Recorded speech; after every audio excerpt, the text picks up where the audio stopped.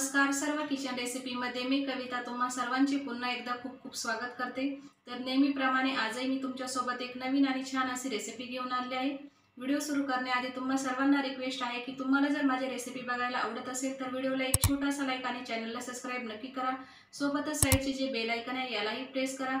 यामुळे काय होईल की ज्या छान छान रेसिपी मी अपलोड करत असते त्या सर्वांची नोटिफिकेशन तुम्हाला सर्वात अगोदर मिळेल। चला तर मग वेळ न घालवता पटकन रेसिपीला सुरुवात करूया। तर हा आलू ब्रेडचा क्रिस्पी कुरकुरीत नाश्ता बनवण्यासाठी सर्वप्रथम या ठिकाणी मी ब्रेड स्क्रब घेतलेला आहे। 5 ते 6 मोठ्या आकाराचे ब्रेड घेऊन त्याला मिक्सरला व्यवस्थितपणे फिरवून घेतलेले आहे। तर अगदी छान असं ब्रेड स्क्रब या ठिकाणी तयार झालेलं आहे। यानंतर एका मोठ्या मिक्सिंग बाउलमध्ये 3 मध्यम आकाराचे उकडलेले बटाटे अशा प्रकारे किसणीने किसून घेतलेले आहे। आलू उकडून झाल्यानंतर त्याला रूम टेम्परेचरवरती मी व्यवस्थितपणे थंड करून घेतलेले होते आणि यानंतरच किसणीच्या सहाय्याने किसून घेतलेले आहे।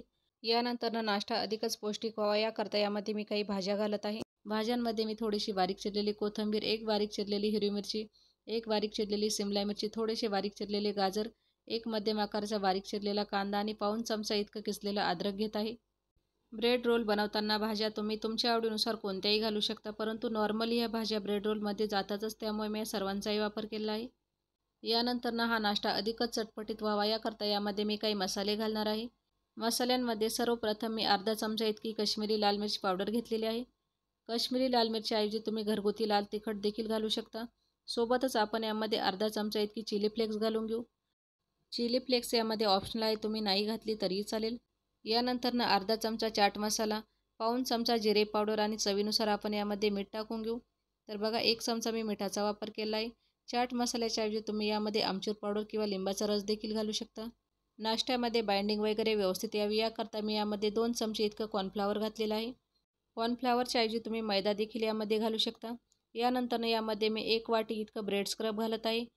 ब्रेड स्क्रब देखील या ठिकाणी ऑप्शनल आहे, तुम्ही नाही घातलं तरी चालेल। आता आपण संपूर्ण जिन्नस व्यवस्थितपणे मिक्स करून घ्यायचे आहे। तर बघा अशा प्रकारे आलू, मसाले, भाज्या आणि ब्रेड स्क्रब वगैरेला आपण अगदी छानपणे मिक्स करून घ्यायचं आहे। पाण्याचा एकही थेंब न घालता आपल्याला हे सर्व जिन्नस मिक्स करायचे आहे, कारण की आलूमध्ये भरपूर प्रमाणामध्ये मॉइश्चर असते, त्यामुळे यामध्ये पाणी वगैरे घालण्याची आपल्याला अजिबात गरज पडत नाही। आणि आणखी एक महत्त्वाची गोष्ट म्हणजे ब्रेड रोल किंवा व्हेज रोल बनवताना आपल्याला आलूला व्यवस्थितपणे उकडून झाल्यानंतर रूम टेम्परेचरवरती अगोदर थंड करून घ्यायचं आहे आणि नंतरच याला नाश्ता बनवण्यासाठी वापरायचा आहे। यामुळे काय होते की आलूतले मॉइश्चर जे हलकेसे कमी होते। गरम आलू घातले की यामध्ये आपल्याला बाइंडिंग वगैरे जास्त टाकावी लागते आणि शिवाय नाश्त्याला शेपही व्यवस्थित देता येत नाही। त्यामुळे हे ब्रेड रोल बनवताना मी नेहमी आलूला 1 ते 2 तास अगोदरच उकडून रूम टेम्परेचरवरती थंड करून घेते। आलूला आपण अगोदर उकडून ठेवले की अगदी मनात येईल तेव्हा झटपट हा नाश्ता बनवू शकतो।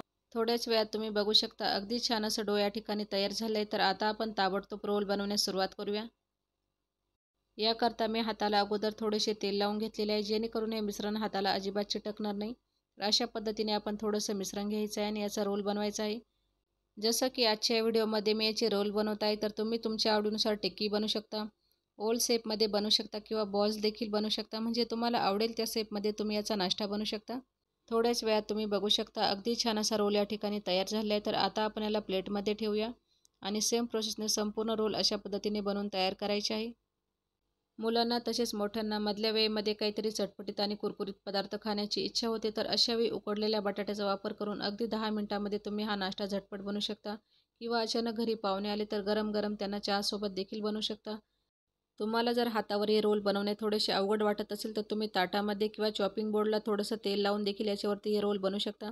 अशा पद्धतीने खाली प्लॅटफॉर्मवरती हे रोल बनवले की अगदी छान असा शेपही या रोलला येतो। आणि बघा एक एक करत संपूर्ण रोलला मी व्यवस्थितपणे तयार केले आहे। तर आता आपण याला थोड्या वेळ साईडला ठेवू आणि यासाठी लागणारी एक स्लरी बनवून तयार करू। स्लरी बनवण्याकरता एका छोट्या बाउलमध्ये मी 2 चमचे इतका मैदा घेतलेला आहे। आता आपण यामध्ये पाणी टाकत त्याला व्यवस्थितपणे मिक्स करून घ्यायचं आहे, म्हणजे अगदी छान अशी पातळसर स्लरी याची तयार करायची आहे। जसं की मी स्लरी बनवण्यासाठी मैद्याचा वापर केला आहे, तुम्ही हवं तर कॉर्नफ्लॉवर देखील घेऊ शकता। मैदा आहे त्यामुळे यामध्ये गाठी वगैरे लवकर पडतात, तर सतत हलवत आपल्याला साधारणतः 2 ते 3 मिनिटांपर्यंत याला मिक्स करून घ्यायचं आहे, जेणेकरून यामध्ये गाठी वगैरे अजिबात राहणार नाही। 2 ते 3 मिनिटांनंतर तुम्ही बघू शकता स्लरी या ठिकाणी तयार झाली आहे। तर आता आपण पुढची प्रोसेस बघूया। तर बघा यानंतर या ठिकाणी मी स्लरी, ब्रेड स्क्रब आणि रोल तिघांनाही घेतलेले आहे।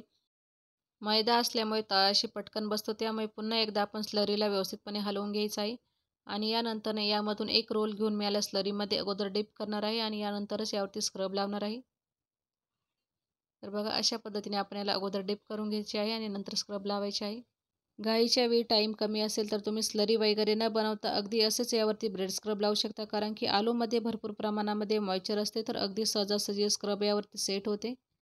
तर अशा प्रकारे संपूर्ण रोलवरती मी स्क्रब व्यवस्थितपणे लावून तयार केले आहे. तर आता आपण याला लगेच फ्राय करण्याची तयारी करूया. अशा प्रकारचे रोल तुम्ही अगोदरच बनवून साधारणतः 8 ते 10 दिवसांकरता फ्रीजमध्ये स्टोअर करून देखील ठेवू शकता. हा नाश्ता फ्राय करण्यासाठी मी अगोदरच कढईमध्ये तेल गरम होण्यासाठी ठेवलेले होते. तेल व्यवस्थितपणे गरम झाले की लगेचच आपल्याला एक एक करत संपूर्ण रोल फ्राय होण्यासाठी टाकून घ्यायचे आहे. एका बॅचमध्ये जितके रोल्स ॲडजस्ट होतील तितकेच टाकायचे आहे. बाकीचा नाश्ता आपण सेकंड बॅचमध्ये देखील फ्राय करू शकतो. तर बघा अशा प्रकारे एक एक करत संपूर्ण रोल मी एकदाच टाकून घेतलेले आहे. सुरुवातीला गॅसची फ्लेम मी मोठी करून तेलाला व्यवस्थितपणे गरम करून घ्यायची आहे आणि जेव्हा आपण ब्रेड रोल यामध्ये फ्राय होण्यासाठी सोडतो तेव्हा गॅसची फ्लेम आपल्याला लो टू मिडियमच्या मध्ये ठेवायची आहे आणि लो टू मिडियम फ्लेमवरती साधारणतः 7 ते 8 मिनिटांपर्यंत अगदी छान असा कलर येईपर्यंत याला फ्राय करून घेऊया.